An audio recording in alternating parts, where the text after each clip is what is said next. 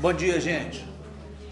Dia 20 de junho de 2018, aula para as turmas 23A e 23B da nutrição.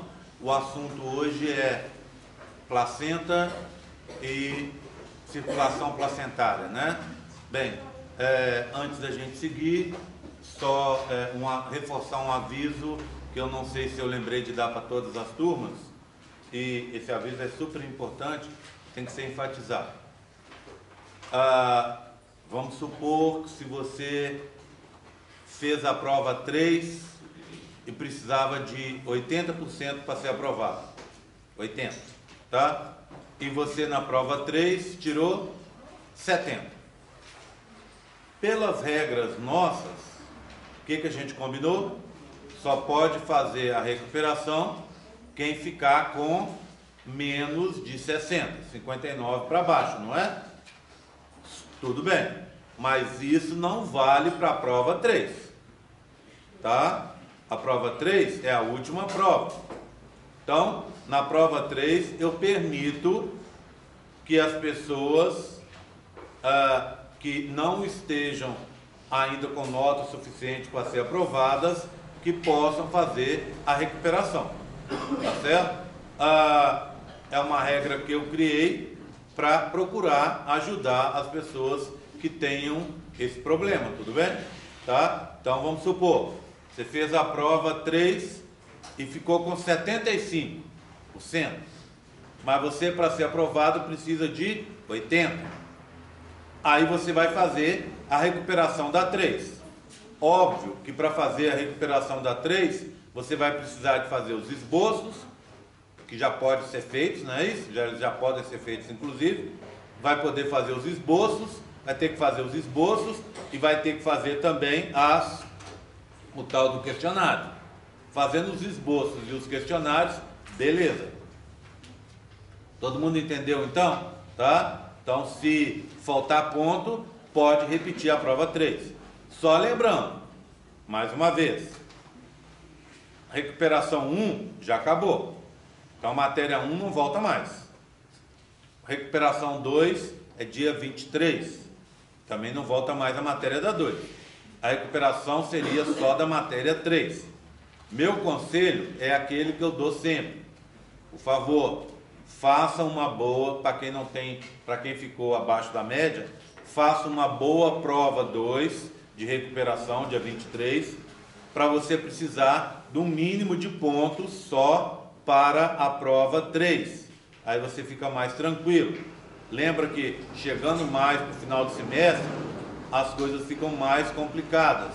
Só que, infelizmente, tem muita gente que deixa para acordar só na última prova.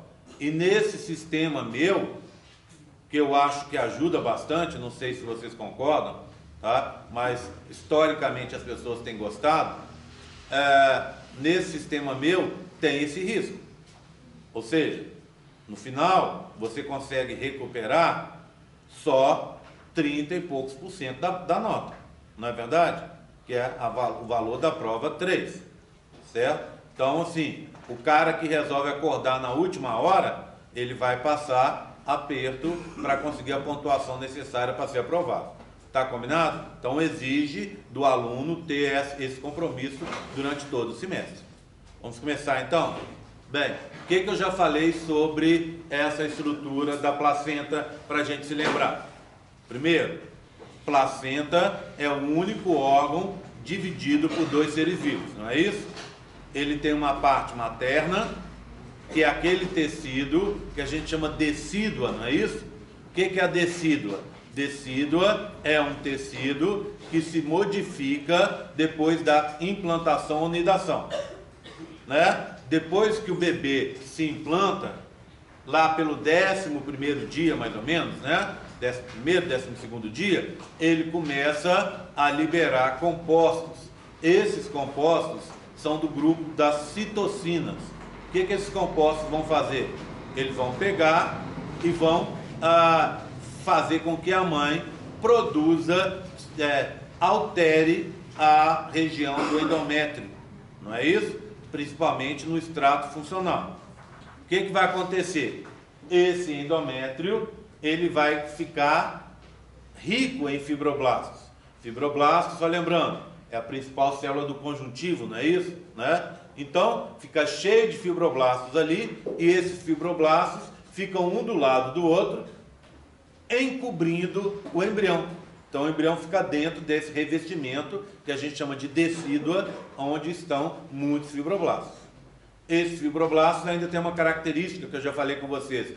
São células diferentes dos fibroblastos normais. Por quê? Porque elas são ricas, elas têm elas têm no seu interior muitas reservas, carboidratos e lipídios.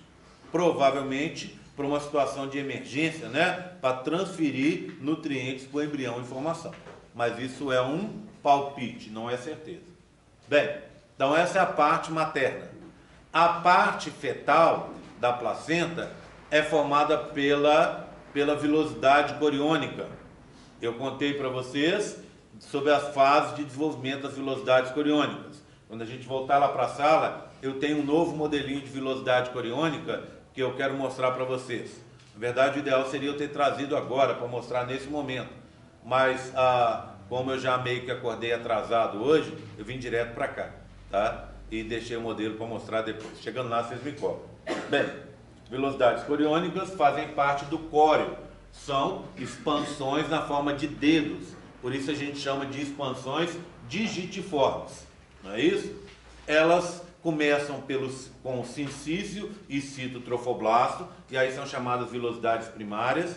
Depois passam a ser invadidas pelo mesoderma extraembrionário, viram secundárias. Depois recebem vasos sanguíneos, viram terciárias, né? E essas vilosidades que vão estar já colocadas na região da placenta. Bem, essas velocidades ao final, elas vão se modificar. Lembra das velocidades a termo? O que elas têm de diferente? Elas vão perder o cito, que vai virar manto citotrofoblástico para ancorar a velocidade. Os vasos delas vão ficar maiores e mais periféricos, e o sincício vai ficar mais fino. Tudo isso para facilitar o processo de transferência de nutrientes da mãe para o bebê, de excretas do bebê para a mãe, de hormônios e de citocinas de um para o outro, não é isso? E de CO2 e oxigênio, gases respiratórios. Concordam comigo? Tá? Mas existe um risco delas se romperem, porque elas ficam mais fininhas. Tá? E a gente já conversou sobre isso na outra aula. Bem, tranquilo nessa parte, né? Tranquilo? Vamos conversar então sobre a estrutura da placenta, também já falei. A placenta é assim, ó. Ela parece um meio círculo assim, tá?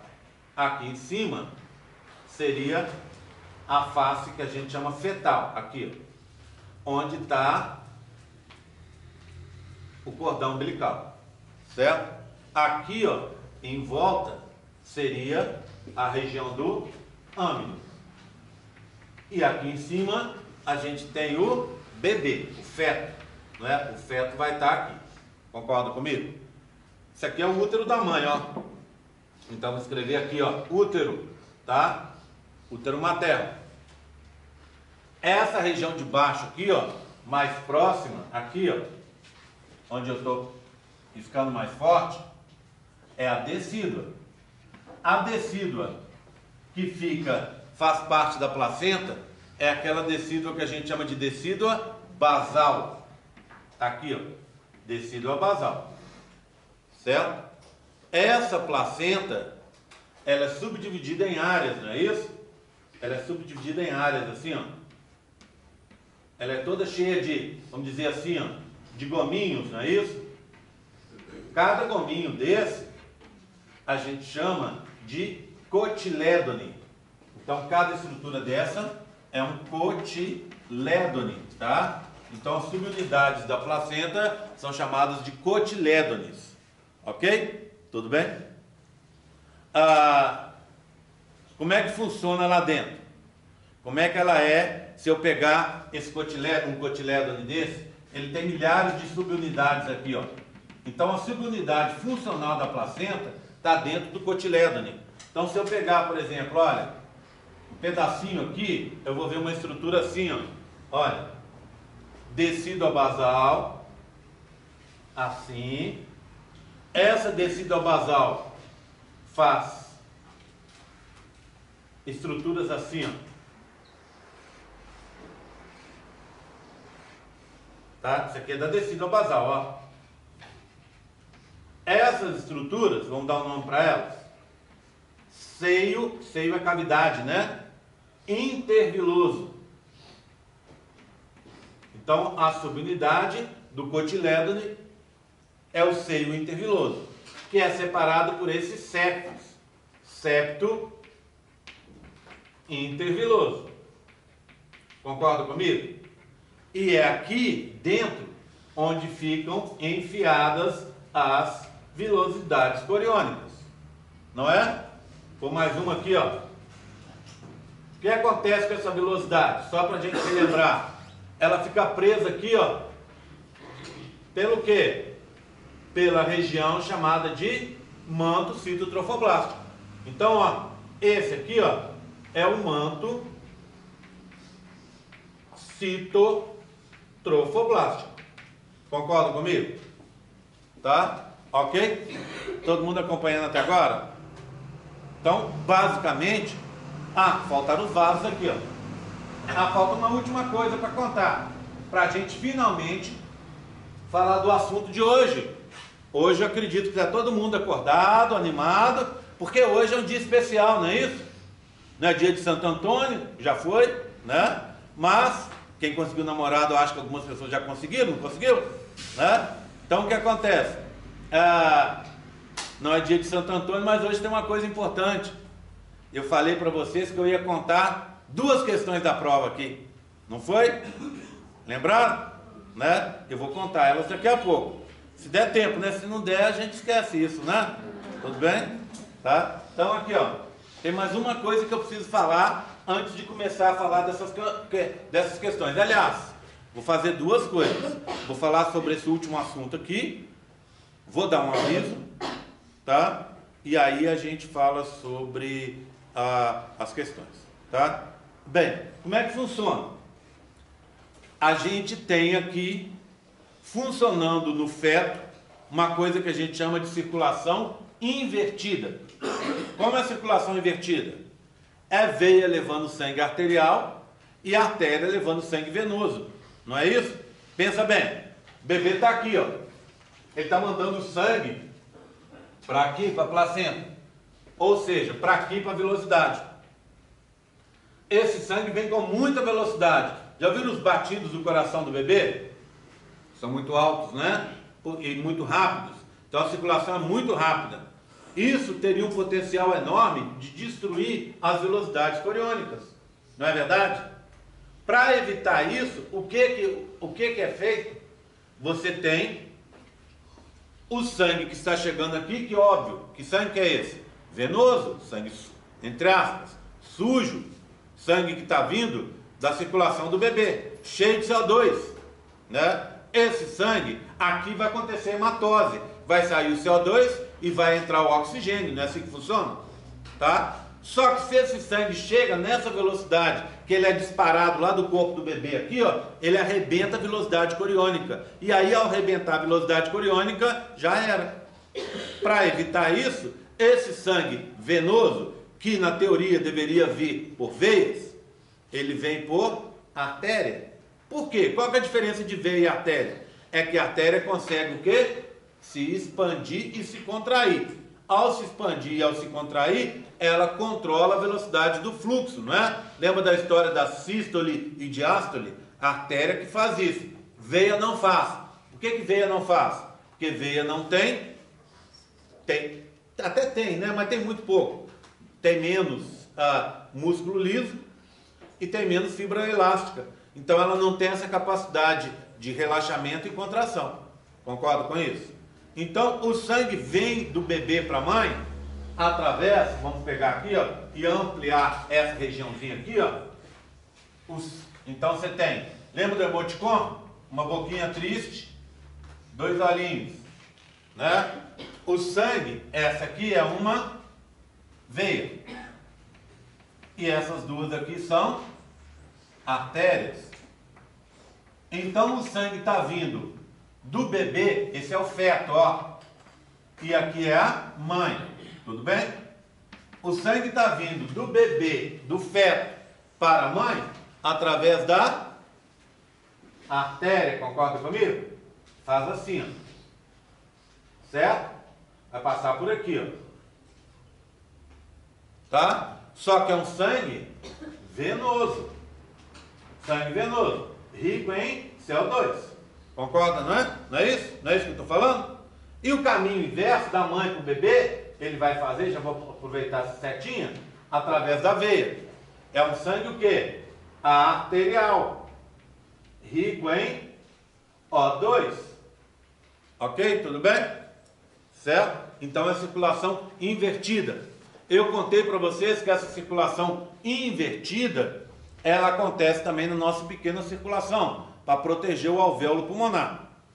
E uma coisa, a chave dessa circulação invertida é a artéria, que tem a capacidade de relaxar, de estender e contrair, e não a veia. Não é isso?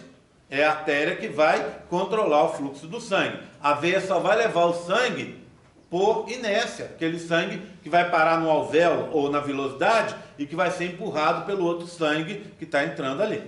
Concordam? Tá? Então essa é a última coisa que eu precisava falar. E agora é o aviso. Tá? Posso dar o aviso? Todo mundo entendeu circulação invertida? Então agora a gente já tem todos os componentes para eu contar as duas questões. Bem, a aula que vem vai ser uma aula diferente.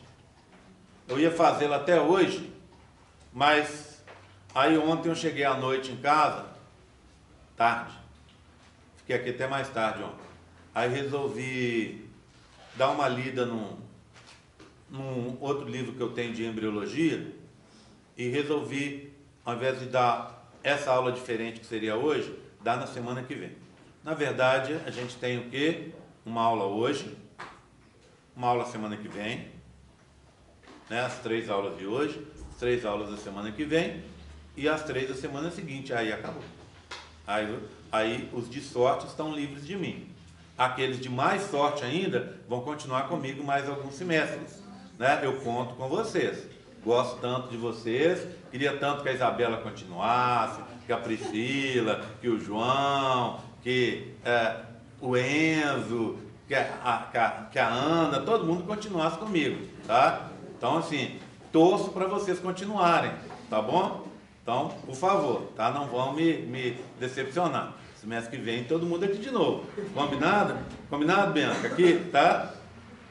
Tá? Sempre é tempo. Falta um ponto, tá com 59, ainda dá, Bianca, tá? Tudo bem? Então, então voltando ao assunto. A aula que vem, que é a penúltima, e a aula seguinte, que é a última, vão ser 2 aulas diferentes. Na aula que vem, eu já vou dar uma coisa que eu já dei para biologia, segunda-feira, que vai ser uma aula sobre sistema digestório, tá? Aula que vem. Bem, por razões óbvias, é importante para o pessoal da nutrição aprender sobre o sistema digestório, mais até do que para a biologia. O sistema digestório é importante para a biologia por razões taxonômicas. Tem muita coisa que acontece na formação do sistema digestório que o pessoal lá da zoologia usa para falar, para classificar os organismos, tá? Mas o sistema digestório, obviamente, é muito mais importante para vocês. Então a aula que vem é a aula presencial, aqui mesmo, sobre o sistema digestório. E nessa aula eu vou, de novo, fazer o que foi feito na aula de contracepção. Vai ter aquelas questões com os pontinhos, tá? Pergunta, anota, eu falo a pergunta, você anota a pergunta, anota a resposta. Chegou em casa, coloca no campo virtual, pontinho de graça. Tudo bem? Tá? Por quê? Porque para vocês, contracepção e sistema digestório são as coisas mais importantes. Concordam comigo? Então a aula que vem vai ser assim. Não perca. Tá? Aí depois passa aí, ai, agora esse ponto está me fazendo falta. Pois é. Né? Aí já era. Tá? Aula que vem. E na última aula do curso, antes da prova, a prova é dia 7, recuperação dia 14, não é isso? 7 dias só entre a última aula, entre a prova, última prova e a recuperação dela, tá? A gente não tem mais tempo, não poder, melhor que se fosse 2 semanas, mas a gente não tem tempo porque é final de semestre, tá bom?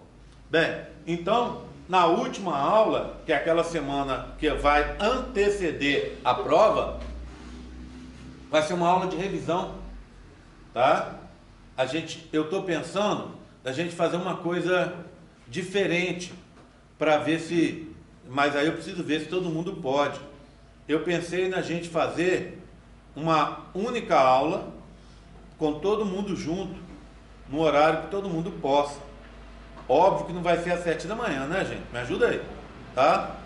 O Enzo não consegue chegar, né? Tem dó do Enzo, tá? Então aqui, ó, pelo Enzo, a gente vai combinar talvez às 8, se todo mundo puder, né? Se as 2 turmas puderem. Aí a gente tem aula de 8, sei lá, até 9h30, né? E eu faço a revisão, e aí a gente... O que é importante da revisão? Na revisão, todo professor é um sujeito fraco, já viram? Ele acaba sem querer contando para os alunos as questões da prova. Vocês vão reparar, na hora que eu for falar da questão da prova, minha mão, porque um assunto que vai cair na prova, minha mão vai tremer assim, ó, eu vou ficar piscando. É porque aquela questão vai estar na prova, tá? Tudo bem? Então, presta atenção, venha na revisão, tá? E a revisão é aquela outra coisa que a gente já combinou do pontinho de novo, não é? Tá? 2 pontinhos rolando aí ainda, tá bom? Tá? Então, a aula que vem, sistema digestório. Outra coisa que eu estou esperando também para vocês, vai ser mais legal a aula ser na semana que vem e não hoje, porque a gente está fazendo uns modelos e eu queria mostrar que o modelo fica muito mais fácil, tá certo? Tudo bem? Então, semana que vem digestório e na outra revisão. Tudo bem? E hoje? Gêmeos, tá? Gêmeos, normalmente a última matéria do curso, vai ser dado para vocês hoje. Então, e para biologia semana que vem. Combinado? Todo mundo entendeu? Tá? Bem, então vamos passar para a questão. Vou dividir o quadro, hein? Vou apagar. Vou deixar isso aqui. Olha. Esses 2 exercícios que você vai dar é ponto extra? Não é. Nunca é ponto extra, tá? Nunca é ponto extra. Tá? Não, eu não vou. Eu vou diminuir o ponto, não é tirar. Cuidado com essa palavra, tirar ponto, hein? Cuidado, essa palavra é perigosa. Eu não vou tirar ponto nenhum da prova. Na verdade é o seguinte: a prova, vamos supor, você tirou 80% na prova. Parabéns. Tá? 80% em 32, a gente fala que o peso dela é 30, o peso dela era 35. 80% em 35 vai dar o quê? Você tira 10%, 3,5, 7, mais ou menos você ficou com 28. Concorda comigo? Você ficou com 28 em 35. Então, vamos acompanhando minhas contas, tá? Agora, eu passei a prova, vamos dizer, para valer 34. Tá? Ou seja, se eu passei 34, você vai o quê? Você acaba perdendo um pouco menos. Não é? Antes era 35, 34, você acaba perdendo um pouco menos. Está fazendo sentido para você? E esse ponto, o que eu fiz? Esse ponto que eu tirei, eu te dei de graça, desde que você faça o exercício. Então, para você é vantagem. Não é verdade, Saúde? Para você é vantagem. Eu tirei 100%. Você tirou 100%, que foram, acho que foi um caso aqui só, de uma pessoa que tirou 100%. Esse ponto dela, né? Eu não tenho... a minha intenção é pegar esse ponto dela, dessa menina, e dar esse ponto numa outra prova. Por quê? Porque senão para ela, aí ela não ganha nada. Ela já tem 35, na hora que eu baixo a nota dela para 34, do outro ponto, ela fica com 35 de novo. Concorda comigo? Então, eu vou dar para ela na segunda prova, mas é só um caso que aconteceu. Entendeu? Então, assim, eu acho que é bom para todo mundo. Acho que ninguém pode reclamar. Tem que só fazer a atividade para ganhar o pontinho. Tá? Faz sentido para você? Na minha cabeça, faz. Tá? O que você ia perguntar?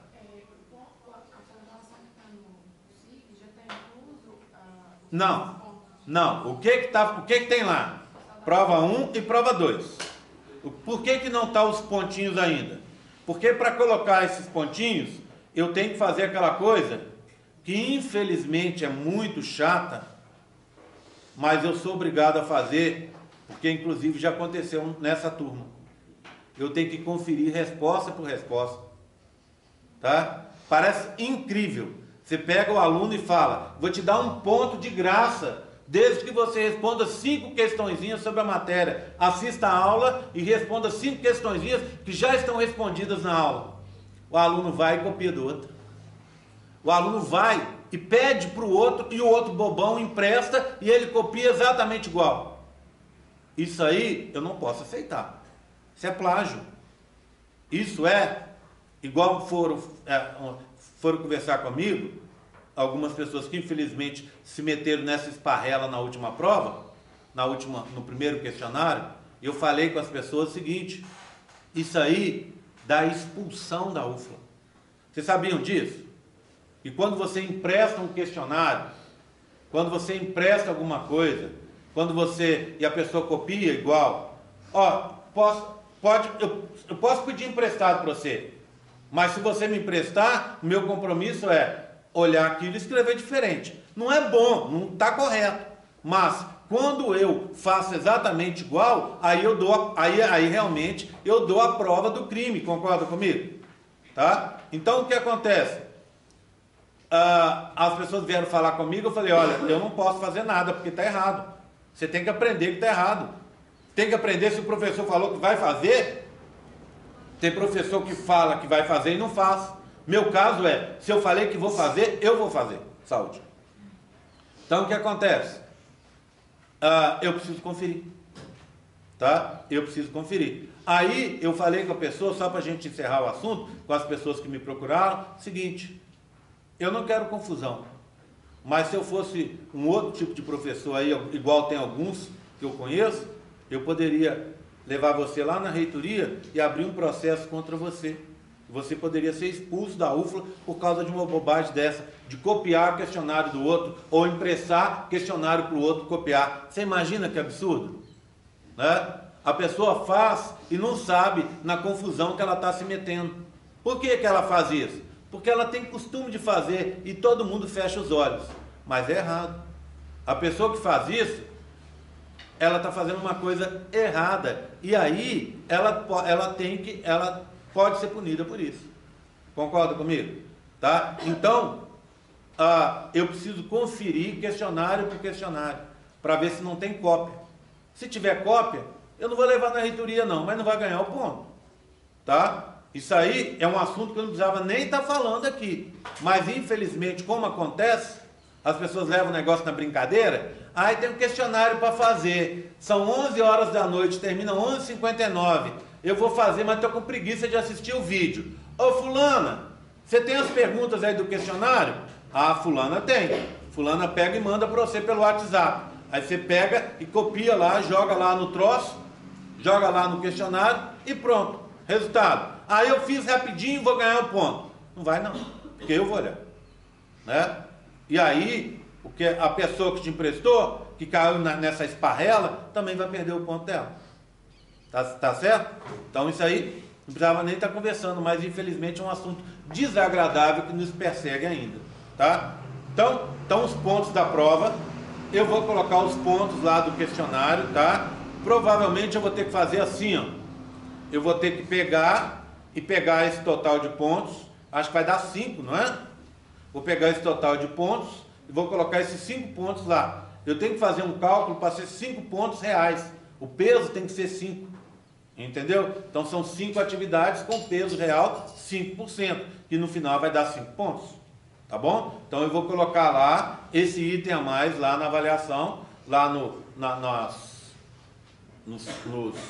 itens avaliativos lá. Tá bom? Combinado? Eu vou fazer isso o mais rápido possível. Mas, não é para agora, tá? Não fica ansioso não, ou ansiosa. É simples. Você fez, não copiou, tá tudo certinho? O ponto é seu.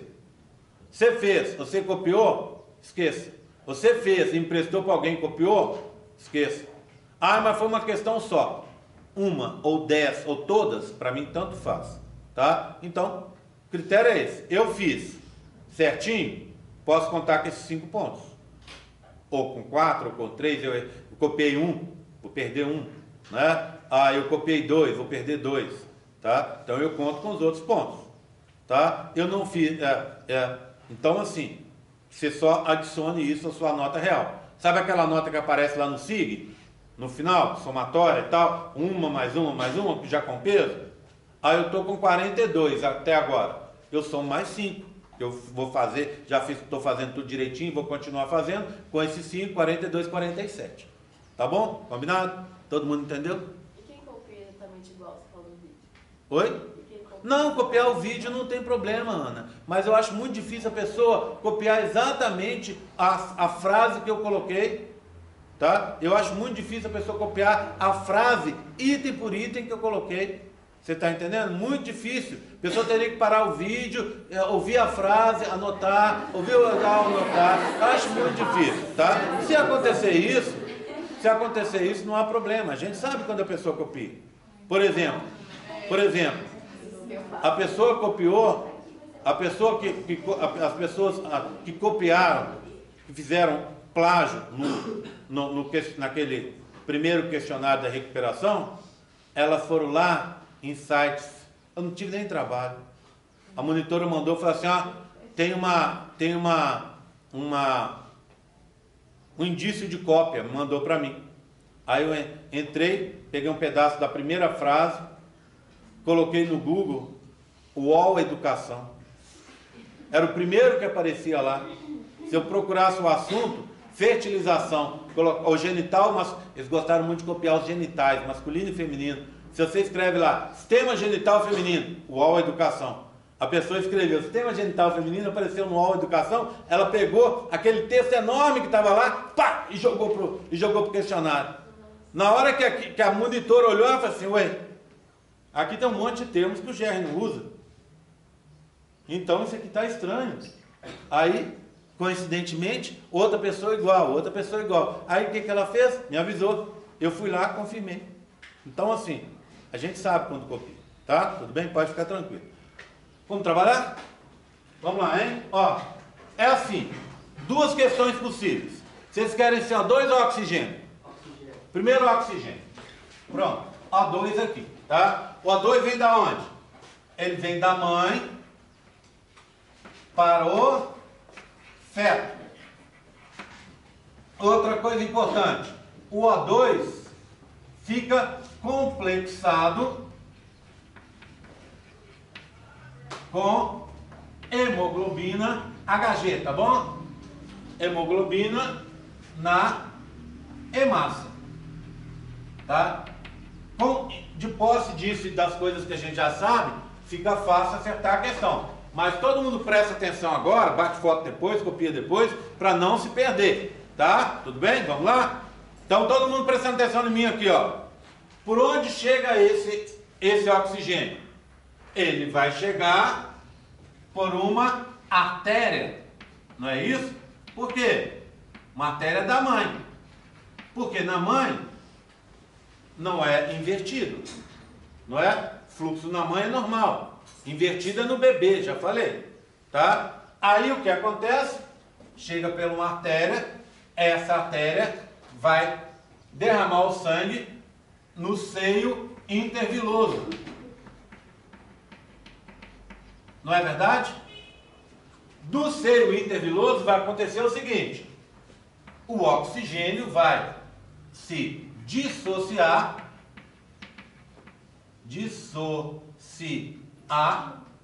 da hemoglobina, senão ele não sai, não é? Se dissocia da hemoglobina e sai da hemácia.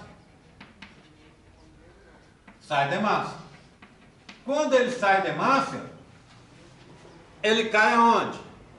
Ele cai na parte líquida do plasma, parte líquida do sangue, que é o plasma. Gente, por favor, não copie. Estou falando que a questão vai cair na prova, você acha que é assim?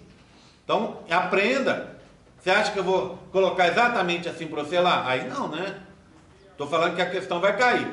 Ou uma ou outra, tá? Então, na sua prova pode ser oxigênio, na sua prova pode ser CO2, na sua pode ser oxigênio, na dela pode ser CO2. Então, preste atenção.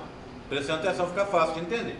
Então, ó, artéria da mãe, seio interviloso, dissocia da hemoglobina, sai da hemácia e cai na parte líquida do sangue, que é o plasma. Do plasma, ele é obrigado agora a atravessar uma coisa que a gente chama barreira hematoplacentária. É a barreira que separa os sangues na placenta. Essa barreira impede que o sangue da mãe se misture com o sangue do bebê, para não dar aquela história, né? Quando a mãe é sangue negativo, RH negativo, a mãe pode atacar o sangue do bebê, tal da eritroblastose fetal, não é isso? Tá? Então, essa barreira impede isso. E na verdade ela impede mais. Ela impede infecções do bebê. Ela impede que o bebê seja atacado por bactérias, etc. Tá? Daqui a pouco eu falo um pouquinho mais sobre ela. Vamos ver só a composição dela primeiro. Ela é formada pelo quê? Vou colocar assim, ó. Ela é formada pelo sincício trofoblasto. Ela é formada pelo citotrofoblasto. E ela é formada pelo mesoderma extraembrionário. E ela é formada pela parede do vaso, que é o endotélio. Tudo bem? Bem, o que acontece nessa barreira? Existem células de defesa. As mais famosas são as chamadas células de Hofbauer. Essas células de Hofbauer são macrófagos, que são aquelas células de defesa que ficam no conjuntivo. Só que quando elas estão lá no mesoderma é um tipo de conjuntivo embrionário, concorda comigo? Então, quando elas estão lá no mesoderma embrionário, elas não são chamadas de macrófagos, e sim de células de Hofbauer. Essas células, então, elas fazem fagocitose ali para proteger. O vírus da Zika, o que ele faz? Eles descobriram há pouco tempo atrás. Ele se esconde dentro das células de Hofbauer e assim engana o sistema de defesa do embrião. Ele se esconde da célula de Hofbauer, lembra? Entra no ciclo lisogênico, fica escondido lá e quando tem oportunidade ele passa político, arrebenta a célula de Hofbauer e entra. E aí ele entra dentro lá do bebê, que não tem proteção nenhuma. O bebê internamente não tem o sistema imune funcionando ainda. Então, esse vírus da Zika tem a possibilidade de atacar o bebê e fazer a destruição toda que ele faz, dando, por exemplo, merocefalia, não é isso? Que eu contei para vocês, que o pessoal chama aí popularmente de anencefalia. Tudo bem? Então vamos seguir agora? Bem, qual que é o caminho aqui? Atravessar a barreira hematoplacentária. Como? De fora para dentro, não é? Então ele vai do sincício para o cito, para o mesoderma e para a parede do vaso, o endotélio, não é? É de fora para dentro. Tá dentro, ele está aqui, ó. Está aqui, ó. Esse sangue está aqui. Então agora ele tem que atravessar a velocidade, entrar para dentro, não é? Tudo bem? Aí do endotélio ele vai cair no plasma do bebê, do plasma do feto. E do plasma do feto ele entra na hemácia. Entra na hemácia e vai se complexar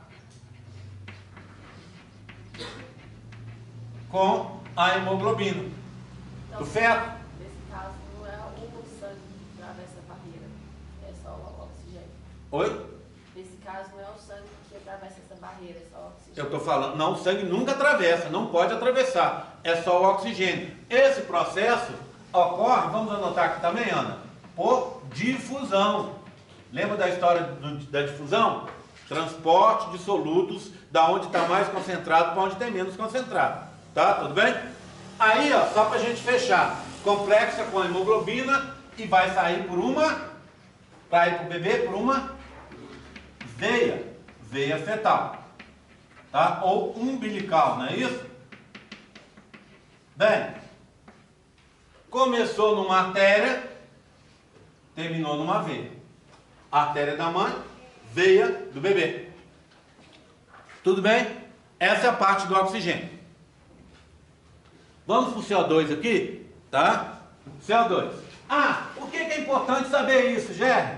Sabendo isso, você entende como é que é o fluxo, você entende como é que é a estrutura da placenta, você entende a estrutura da velocidade coriônica, você entende circulação invertida, tá vendo? Por isso que essa questão é tão importante e eu não me nego de dizer para os meus alunos que ela vai estar na prova, tá? Com certeza ela tem que estar, tá bom? Nessa parte final da matéria ela é muito importante. Você ia perguntar alguma coisa, Bento? Aquele cito ali é um manto. Ó. Sabe a barreira ali? É mato? Sim. O cito. Citotrofoblasto? É um manto, né? Não, manto no final. Eu estou fazendo com a velocidade coriônica terciária, tá bom? Mas no final vira um manto, tá? Entendi. Sabe o que eu ouvi ela falando? Aquele cito ali é humano. Foi assim, pronto. Complicou minha vida nesse determinado momento. Bem, CO2. O que é que a gente precisa saber? O CO2 vai do feto para a mãe. Tá? O CO2, ele fica no plasma. E no plasma, ele fica complexado com água. Então é H2O mais CO2, dando H3CO4, que é o ácido carbônico. O que é isso? É um ácido que se dissocia muito facilmente. Então volta para cá muito facilmente. Tá? Então o CO2 é transportado assim. Tá bom? Também por difusão, tá, Ana? Também por difusão. Vamos colocar difusão também. Vamos pegar o caminho dele, que é rápido, porque a gente já aprendeu o outro. Ele chega por onde? O CO2 está chegando por uma artéria. Essa artéria, ela é fetal. Não é isso? Tá? Umbilical. Né? Umbilical. Aí o que acontece? Ele chega e tem que se dissociar. Se dissocia. Ou seja, ele vai deixar de ser H3CO4 e vai virar de novo CO2. Concorda comigo? Se dissociou. Aí o que ele faz? Ele está em qual parte? Ele está no plasma, né? Vamos lembrar que ele está no plasma? Vamos colocar aqui, ó, plasma e plasma. Só para lembrar que ele está no plasma. Tá bom? Aí o que acontece? Ele vai atravessar a barreira. Barreira hematoplacentária. Como ele atravessa? Ao contrário. Por quê? Porque ele está dentro e tem que ir para fora, não é? Ele está aqui dentro, ó, e tem que ir para fora. Então, como ele vai fazer? Ele vai vir do endotélio, atravessou a parede do vaso. Ele vai para o mesoderma, extraembrionário. Do mesoderma, ele vai para o citotrofoblasto e depois para o sincício.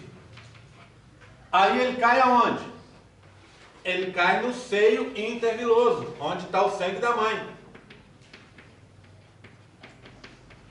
E aí o que ele tem que fazer? Ele vai se complexar, se associar com a água, formando de novo o quê? O ácido carbônico, H3CO4. Não é? É assim que ele é transportado. E ele vai ser transportado por quê? Por onde? Na mãe. Através de uma veia. Veia materna. Repara, outro detalhe. Aqui começou por artéria e terminou na veia. E aqui? Começou na artéria e terminou na veia. Só que é invertido, tá vendo? Lá é a artéria da mãe, aqui é a artéria fetal. Lá é veia fetal, aqui é veia materna. É invertido. Tudo bem? Simples assim. Dúvidas? Todo mundo entendeu? Chamada? Chamada.